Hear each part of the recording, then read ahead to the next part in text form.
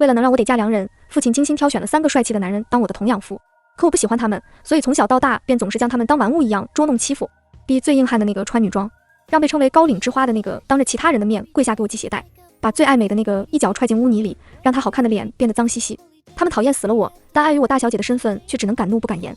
可后来末世来临，我沦落为一个一无所有的普通人，他们却成为强大的异能者。觉醒异能后，他们想做的第一件事，自然便是将我这个曾经高高在上的大小姐抓回来，身体力行的好好教训一顿。第一个抓到我的是陆野，曾被我逼着在我和其他2个男人面前穿女装跳女团舞的那个。当时我正坐在前往我二叔基地的车上，谁料陆野在半路突然出现，带着10几辆车将我的车直接逼停。护送我去我二叔基地的那些人被他迅速解决。紧接着车门被打开，陆野抓住我的手臂，一把将我从车上拽了下来。他的嘴角勾起一个邪肆的笑，凌厉的双眼微微眯起。好久不见啊，大小姐。大小姐3个字，他说的极为缱绻旖旎，听得我起了一身的鸡皮疙瘩。陆野，你想干什么？我皱着眉头警惕地盯着他。今天你去我那边玩玩，顺便回馈一下大小姐你这么多年来对我的照顾。照顾？我看是报复吧。我仍然记得我逼他穿粉嫩嫩的小短裙，在我和宋青瓷、燕许面前跳女团舞的那天，我因为他滑稽的舞姿哈哈大笑，而他则是羞得满脸通红，用那种恨不得吃了我的眼神死死地盯着我。想必他从这个时候开始就已经对我恨之入骨了。和他走，那跟羊入狼口有什么区别？放开我，我才不去你那边。我疯狂地拍打着陆野的手臂，但他的手却始终纹丝不动地拽着我。情急之下，我只好低头往他的手臂上咬。靠，好硬，牙好痛。我下意识地松开嘴，疼得泪花都出来了。陆野嗤笑了一声，不自量力。下一秒，他搂住我的腰，一把就将我扛在了肩上。他往他车的方向走去，而我则是在他的肩上疯狂地挣扎。陆野见状，伸手狠狠拍了一下我的屁股，厉声呵斥我道：“老实点！”啪的一声脆响在空气中响起。我瞪大双眼，整个人都僵住了。意识到他刚刚对我做了什么后，我气得面色涨红，不断挥舞着双手双腿，对他又踢又打。陆野，你竟然敢打我的屁股！你这个不要脸的混蛋！我告诉你，你死定了！等我找到我二叔，我一定会让他狠狠教训你一顿！臭流氓，快放我下来！快放我下来！我不断辱骂陆野，得到的结果却是他又给我狠狠来了一下，而且这一次的力道比上一次更重。想屁股开花就继续闹！陆野冷冷地威胁我道。我咬着牙忍气吞声。我被陆野带到了他的基地，他因为临时有事，便只好将我锁在了他的房间里。我刚想坐下，臀部便猛地一痛，我龇牙咧嘴地站起身，顿时怒火攻心，气死我了！从来没有一个人这样对过我。陆野他怎么敢的？不行，我必须得教训他一顿不可。我去厕所里装了一大盆水，然后站在门口等陆野进来。过了不久，传来了钥匙转动锁孔的声音。在门被打开的那一刻，我连忙将盆中的水泼了出去，一整盆水全部落在了他的身上，陆野顿时被淋成了一个落汤鸡。我强忍住笑，满含歉意地对他说道：“不好意思啊，其实我是看地上有点脏，想帮你拖地来着，谁知道刚想把水往地上泼，你就开门进来了。”陆野单薄的黑色衬衫被水彻底浸湿，底下腹肌的轮廓被清晰地勾勒了出来，他的发丝被打湿，凌乱地贴在额前，使他本就好看的面容显得更加狂野不羁。我看着他，一时有些愣神。下一秒，他满含怒气的声音将我拉了回来：“沈初怡，你想死是不是？我真的是要帮你拖地。陆野，你别好心当做驴肝肺呀！”我叉着腰不服气地回他道。陆野面色阴沉地看着我：“你真当我是傻的？”他带着强烈的压迫感一步一步朝我靠近，我心道不好，连忙转身往厕所的方向跑。我要跑进去，然后把陆野锁在外面，到时候他就只能求着我出来。理想很美好，现实很骨感，我还没跑几步就被抓住了。命运的后领，陆野像拎小鸡仔一样把我拎到他的床上，然后抓起床头的绳子就把我的手和脚都捆了起来。我大叫：“陆野，你是不是脑子有病啊？我好心帮你拖地，你还这样对我！我命令你立马把我松开！沈初怡，你就是欠的！”陆野利落地将我翻了个身，然后伸手又是狠狠的一记落在我本就隐隐作痛的地方。啊呀，陆野，我要杀了你！不知过了多久，我趴在被子上哭到连辱骂陆野的力气都没有了。他将我翻转身，用带着薄茧的指腹擦去我眼角的泪，问：“老实了没？”我咬了咬牙，强忍着憋屈，一边哽咽一边说：“老实了。”听到我的话，陆野利落地解开我手上和脚上的绳子，然后把我塞进了被子里。他捏了捏我的脸颊肉，厉声道：“我去处理些事，乖乖待在这儿，听到了吗？”听到了。脸颊被他捏得生痛，我拍开他的手，不情不愿地回答。陆野起身就走，我靠在他松软的枕头上，本想睡一觉，但眼尖地发现他忘了把门关上。我去，这是上天赐给我的机会，此时不跑，更待何时啊！我连忙掀开被子下床，从门口溜了出去。基地里的人并不是很多，最近丧尸活动频繁，大部分的人应该都被调去处理丧尸了。我按照着记忆寻找着基地的出口，没错，往前左拐应该就是了。我兴奋地加快了脚步，刚一走到拐角处，却突然听到了一个熟悉的声音：“陆野，沈初怡人呢？”这个声音是宋青瓷，他怎么会在这儿？我连忙停住脚步，然后从墙角微微探出头观察情况。前方不远处站着3个男人，分别是宋青瓷、陆野还有燕许。他们3个怎么凑一块来了？正当我满心震惊和疑惑之时，陆野开口回宋青瓷道：“没抓到，让他给跑了。闻言，宋青子脸上的表情瞬间冷了下来。燕许也在此刻抱起双臂，冷哼了一声。要是我去的话，姐姐这会儿早该落在我的手上了。抓到他之后，我会把他关起来。从此以后，他只能待在我亲手打造的金丝笼里，哪儿也不能去。说着说着，他狐狸般精致的眼眸中流露出一丝向往的神情。不过很快，这丝向往便彻底消失不见。燕许冷冷地横了一眼陆野，小声嘟囔道：“连个人都抓不到，真是个废物！死娘娘腔，你找死是不是？”陆野凌厉的双眼微微眯起，笑死，我长得好看，我就是娘娘腔了。也不知道是谁当初穿着粉色的裙子，在我们面前跳女团舞，要说娘娘腔，这位才是名副其实吧。燕许毫不畏惧地回怼。被燕许戳到痛处，陆野气得当场要和他动手。宋青瓷上前拦住了他。陆野，你真的没抓到沈初怡吗？没有。陆野毫不犹豫地回答。好，我的问题问完了，你们请便吧。宋青瓷垂下眼眸，神情没有一丝波澜地往旁边让了一步。他想要离开两人斗争的战场，但却是直直地朝着我的方向走了过来。看着他那张冷若冰霜的脸，我猛地一惊，连忙原路返回，逃回了陆野的房间。看来今天是走不掉了呀。我躺在陆野的床上，唉声叹气道。我翻了个身，绞尽脑汁思考着应对措施。目前宋青瓷和燕许两个人都在找我，要是落到他们两个的手上，我连想都不敢想。我当初欺负他们两个，可是比欺负陆野要很多了。而且那个死变态燕许竟然还说要把我关进笼子里，简直气煞我也。要不是末世来临，还有他这么嚣张的份吗？我深吸一口气，努力平复下心情。当务之急是想办法怎么从这儿逃出去，然后尽快联系上二叔。我突然想起，我有一块安装了信号发射器的手表，但很可惜的是，他被陆野给收走了。我一定要想办法从他那里把手表拿到手。不知过了多久，陆野终于回来了。他的样子有些狼狈，头发凌乱，脖子以及裸露出来的手臂上都有大大小小的伤痕遍布。我连忙走上前，装出一副关心的样子询问他：陆野，你怎么现在才回来啊？要从陆野那里拿到手表，必须得先讨好他才行。陆野紧皱着眉头，生气地看着我。沈初怡，都怪你，要不是你当初非逼我穿裙子跳舞，我怎么会被燕许那个死娘娘腔那样羞辱？他的尊严简直是被他踩在脚下，狠狠摩擦了一番。虽然刚刚把燕许往死里揍了一顿，可他也还是感觉不解气。怎么办啊，沈初怡？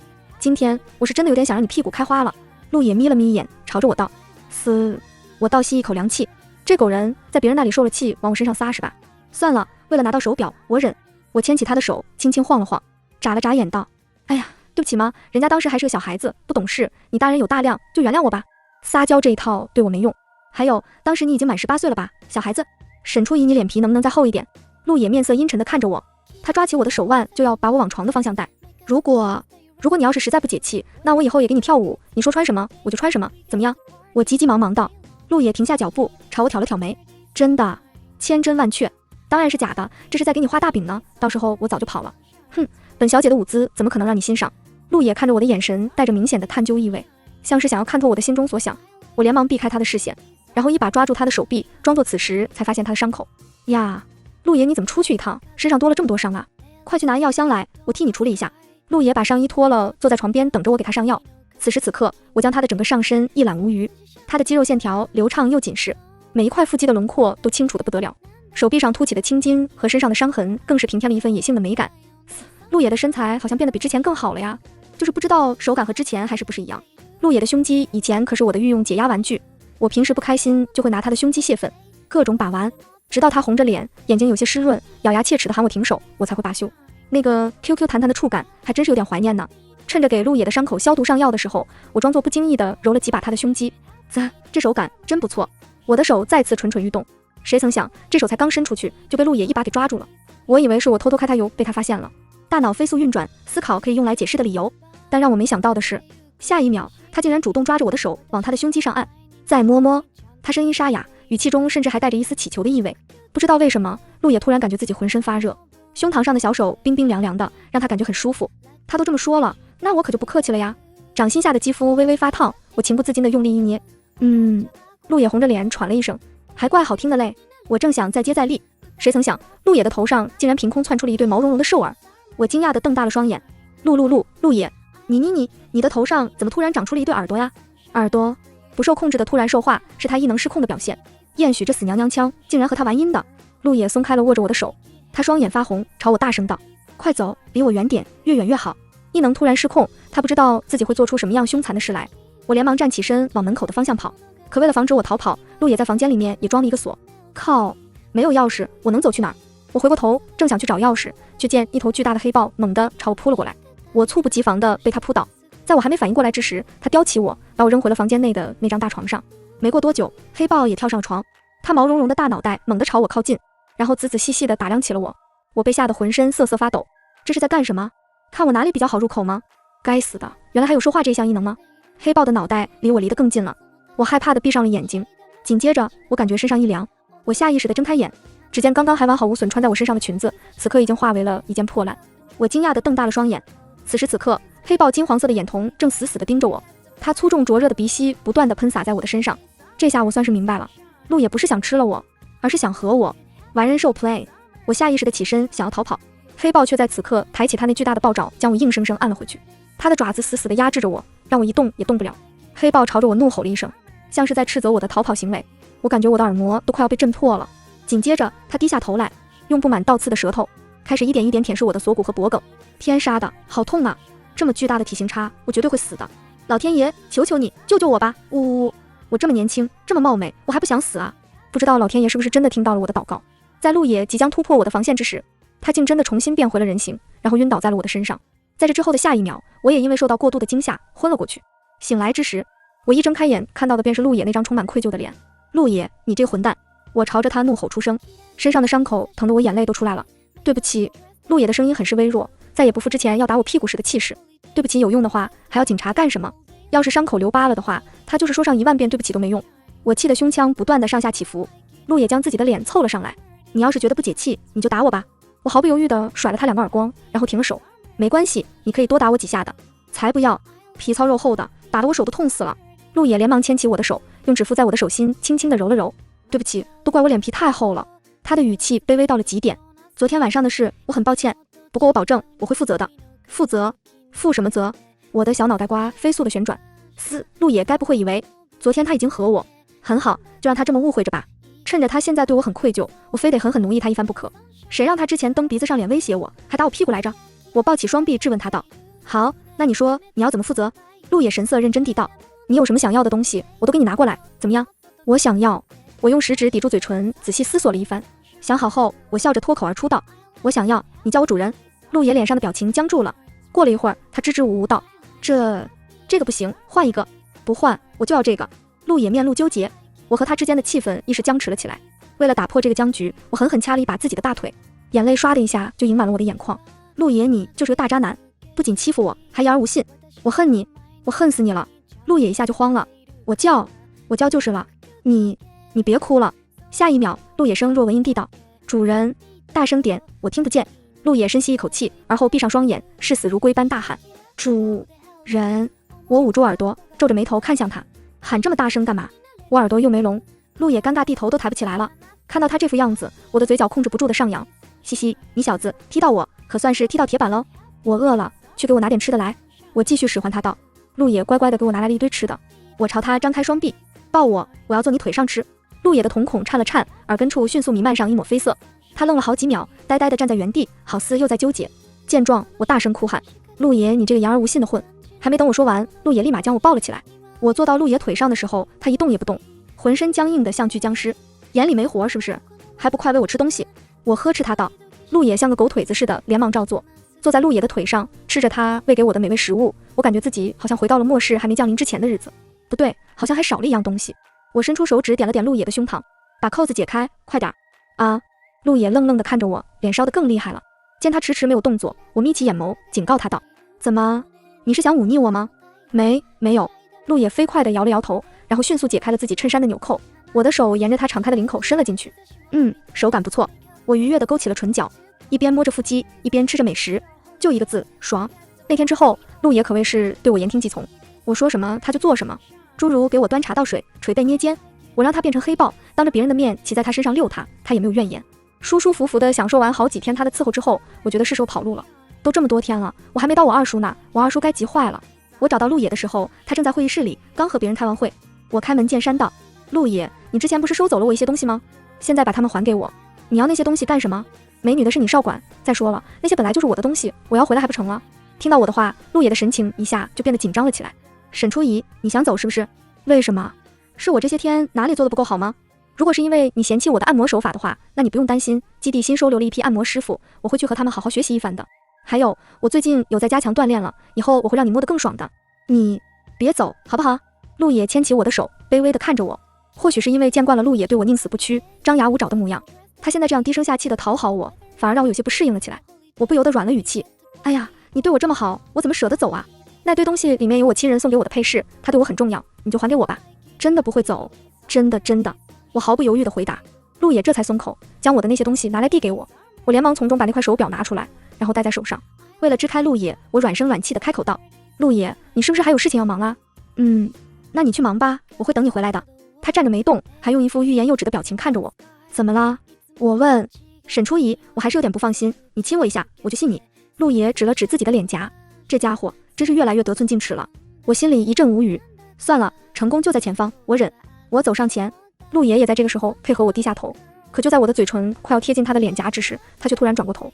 在他的这番操作下，我和他的嘴唇就这么贴在了一起。我惊讶地瞪大了双眸，他却趁着我正愣之际，按住我的后脑勺，加深了这个吻。回过神来后，我连忙一把将他推开。我捂着嘴唇，羞得满脸通红。他却朝我扬起一个得逞的笑。你中计了，大小姐。陆野，你个臭流氓。陆野哈哈一笑，然后转过身朝我挥了挥手，走了，不要太想我。臭不要脸，谁想你了？陆野的兽行怎么会是黑豹啊？明明应该是狗才对。我气愤地朝着他的背影挥了挥拳头。这个该怎么用来着？我低头摆弄着腕上的手表，浑然不觉危险正在靠近。算了，回去研究研究。我往前走，却在下一秒撞上了一个人的胸膛。我下意识地抬起头，待看清面前之人的脸时，我的眼睛不受控制地睁大。宋，还没等我说完，脖子后方突然传来一阵剧烈的疼痛，我眼前一黑，昏了过去。陆野因为亲到了沈初怡，杀丧尸的时候都变得更有劲了。原本要花上2-3个小时才能处理完的丧尸，他今天只花了半个小时就处理完了。周围的人一脸震惊地看着他，议论纷纷。卧槽，老大今天杀疯了呀！老大他怎么和开了狂暴模式似的？平时也没见他杀这么快啊！陆野听到了他们的话，但他并不想理会，因为他还有更重要的事情要去做。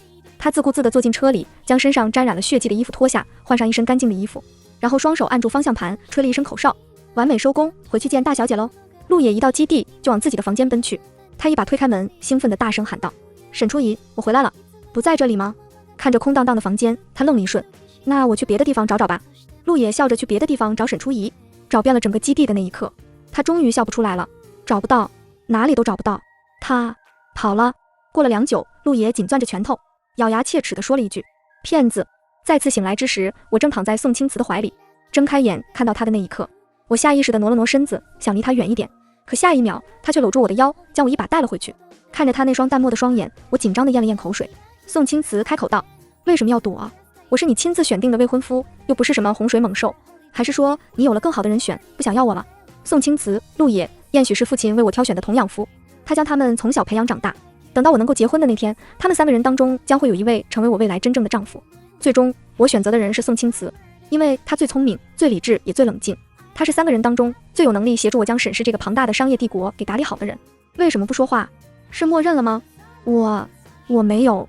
我结结巴巴地回他道：撒谎。宋青瓷抬手用拇指抚上我的唇瓣，然后重重地摩挲着。我看见了，看见你主动亲了陆野。你为什么要亲他？是他的唇比我软吗？还是他的吻技比我好，能亲得你更爽？说着说着，他低下头来想要吻我，我一把推开他，惊恐地大声道：你，我不管你是谁，现在给我从宋青瓷身上下来。天杀的，我的清冷系未婚夫怎么暴改病娇了？宋青瓷的神色一怔：你很讨厌我现在的样子吗？他垂下眼眸，过了一会儿压低声音道：可是我会变成现在这样都是因为你呀。下一秒，宋青瓷再次将我拉进怀里，他用修长的手指勾起我的下巴，迫使我与他对视。沈初怡，你弄脏了我，却想一走了之吗？这不公平。我本想反驳他，但转念一想，让宋青瓷变成这样的罪魁祸首，好像真的是我呀。从小到大，我总是无差别地捉弄着宋青瓷、陆野还有燕许这3个人。面对我的故意使坏，陆野会气得跳脚，指着我大喊：沈初怡，你给我等着！燕许则是会牵起我的手，像只小猫般用脸颊在我的手心蹭，然后用那双好看的狐狸眼睛笑眯眯地对我说：没关系哦，只要姐姐开心，姐姐对我做什么都可以。而宋青瓷却是一点反应也没有，她的神情总是淡淡的，就好像刚刚被戏弄的人不是她一样。这给了我极大的挫败感，却也让我因此注意到了她。为了从她脸上看到除冷脸以外的其他表情，我开展了一系列的行动。既然她被别人称为高岭之花，那我就当着其他人的面让她跪下给我系鞋带。我叉着腰，高扬着唇角，像个大聪明似的，心想哼，宋青瓷待会儿一定会因为忍受不了这样的屈辱，哭唧唧地扯着我的衣袖，求我不要让她在这么多人面前丢脸。但让我没想到的是，宋青瓷竟然毫不犹豫地直接跪下，并且还3下5除2地给我打了一个漂亮的蝴蝶结。接着她站起身，面无表情地对我说：好了，我可以走了吗？我被她气得半死。当天我又想出好几个计划，结果没有一个成功的。病急乱投医的我只好百度如何驯服高岭之花？按下搜索按钮后，页面弹出来的第一条是一本名为《驯服高岭之花男神的100种方法》的小说。当天晚上，我躲在被窝里，兴致勃勃地打开了这本小说。研读完几章后，我面红耳赤地咬着唇，心想：卧槽，原来还有这种操作！在这之后的第2天，我将宋青瓷强绑进了小黑屋，对他施展我昨天晚上学习到的知识。具体怎么施展的吗？嗨嗨，这里不太方便说。总之，我的确在小黑屋中看到了很多宋青瓷除冷淡以外的其他神情，皱着眉让我放开他的，额角渗出汗珠，羞红着脸让我滚的，紧咬着唇，眼睛湿漉漉的喊我停手的。我本以为在这之后他会对我恨之骨，可现在他怎么？我怔怔地看着宋青瓷，他眼底的情绪晦暗不明。沈初怡，这么多天你有想过我吗？还没等我回答，他又自顾自地道：没有，对不对？可是我很想你。宋青瓷牵着我的手，带向一片火热。还有他也是。紧接着他低下头吻住了我的唇，期间我有多次想要逃跑，却被宋青瓷一把抓了回来。他将我压在床上，食指扣入我的指缝。宋青瓷的眼角泛起了红意，额角出现了些许汗珠。他的声音随着动作一顿一顿地道：做错了事就该得到惩罚，你逃不掉的。深夜，我正熟睡之际，突然感觉有什么东西好像爬上我的脖颈、脸颊还有小腿。我下意识地往身上一抓，然后迷迷糊糊地睁开了眼。哦，原来是藤蔓啊！不对，床上怎么会长藤蔓？我猛地清醒了过来。姐姐，你轻点抓，我会疼的。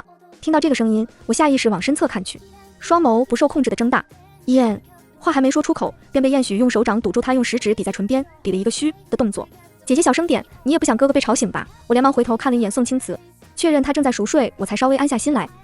你怎么在这？我极力压低自己的声音，有些紧张地问道。因为想姐姐了，所以来见姐姐啊。燕许语气轻快地回答。从他身后长出的藤蔓拖着我的手腕带到他的面前。燕许牵住我的手，低下头轻轻吻了吻我的手背，然后抬起头，在月光的照耀下对着我眨了眨他那双好看的眼睛。趁着哥哥还在睡觉，姐姐你要和我私奔吗？和他私奔，从此以后被宋青瓷一路追杀到天涯海角吗？我回了他一个非常无语的表情。他笑了笑，我就知道姐姐你不愿意，不过没关系哦，我愿意做小。他操纵着自己的植物系异能，让藤蔓悄悄绕至我的身后，将我推进他的怀里。我抵住他的胸膛，将我和他之间的距离拉开，然后皱起眉头，声音严肃道：你愿意？宋青瓷可未必愿意，他可是你的亲哥哥呀。没错，宋青瓷是燕许的亲哥哥。之所以一个姓宋，一个姓燕，是因为他们一个随父姓，一个随母姓。我以为燕许听到这话会有所退却，就算没有退却，也该有一丝犹豫。可他却脱口而出道：没关系啊，他不愿意，我们偷偷的，不让他发现不就好了？我哑口无言。早该猜到的，这个变态果然没什么道德底线。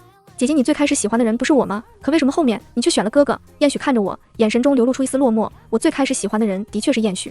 父亲刚把他们3个人带到我家的时候，宋青瓷和陆野都不怎么搭理我，只有燕许主动走到我的跟前，递给我一根棒棒糖，甜滋滋的笑着对我说：姐姐你真好看，这个送给你。她长得真的很漂亮，雌雄莫辨的那种，笑起来的时候更是和我想象中的小天使毫无差别。我当时一下就被她折服了。后来的很长一段时间，我整天和她腻在一起，有什么好的东西都第一时间和她分享另外2个人，我理都没理过一下。但在这之后的没多久，发生了一件事，让我开始疏远她。一天下午，我提前回了家，路过燕许房间的时候，我突然听到了一阵奇怪的声音。家里所有人都出去了，只有燕许还留在家里。他或许以为我们应该没那么快回来，于是门便没关，只是虚掩着。透过一道窄窄的门缝，我看到他手上拿着一条我前不久让他拿去扔掉的裙子。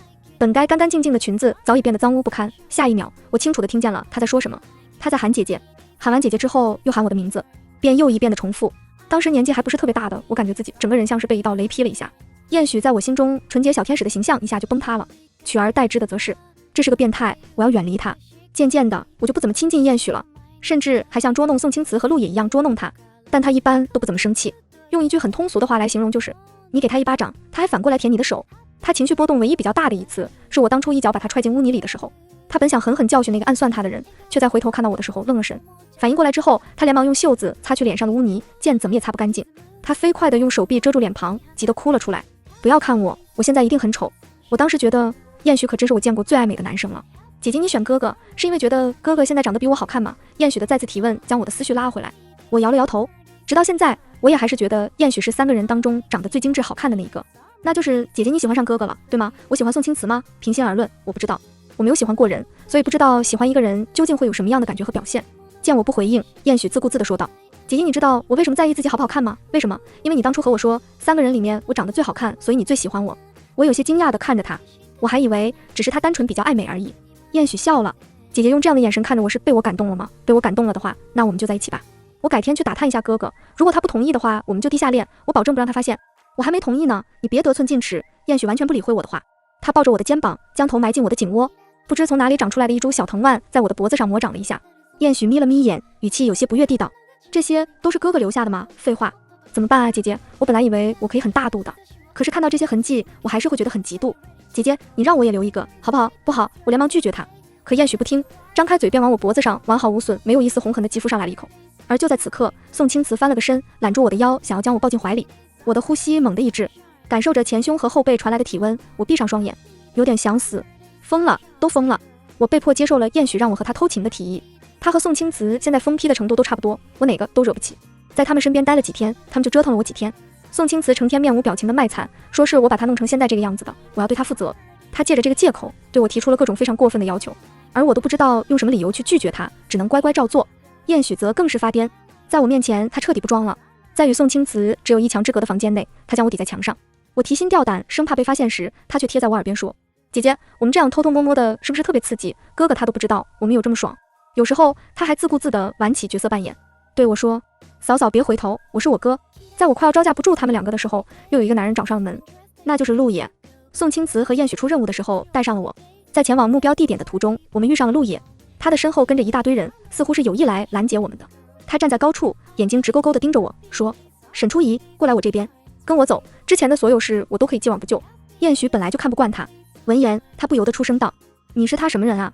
就想让他跟你走？”陆野回：“我已与他有过夫妻之实，自然便是夫妻。”听到他的话，我和燕许同时瞪大双眼啊！不是哥们儿，这种事也是能说出来的吗？而且当初那只是一场误会啊！我还沉浸在震惊之中时，燕许早已气得面色涨红，他指着陆野大声怒骂道：“我还只停留在拉拉小手、亲亲小嘴的阶段，而且做这些事的时候还要避着我哥，你他妈竟然，你怎么敢的？哦，是吗？”宋青瓷面色阴沉地盯着燕许，周身空气的温度仿佛骤降到了零下。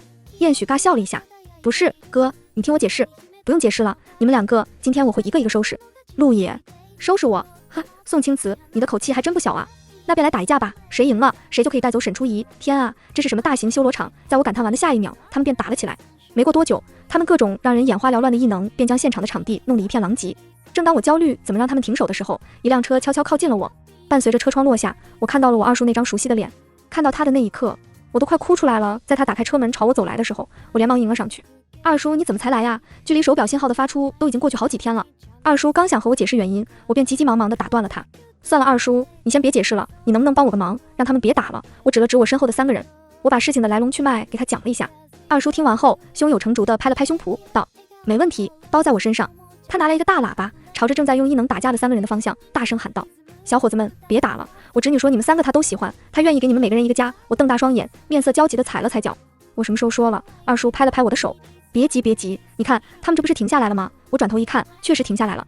可是他们为什么每一个都面色不善地朝着我的方向走过来啊？完蛋了，我绝对完蛋了！3个人，3根，还有他们身上那些奇奇怪怪的异能，我眼前一黑，直接晕了过去。再次睁开眼之时，宋青瓷、陆野还有燕许正围坐在我的床边。见我醒了，陆野开口道：“不是说过要给我跳舞，我让你穿什么都可以的吗？你打算什么时候履行这个承诺？”“小骗子，宋青瓷，我们什么时候结婚？我才是你的正牌未婚夫。”燕许偷感十足地说道：“姐姐，你要是和哥哥结婚了，我们还能像之前一样吗？”一个又一个的问题接踵而至，直搅得我头脑发昏。我闭上眼，打算继续装死。老天爷，求你出一个一键逃离地球按钮吧！我现在非常需要，非常。全文完。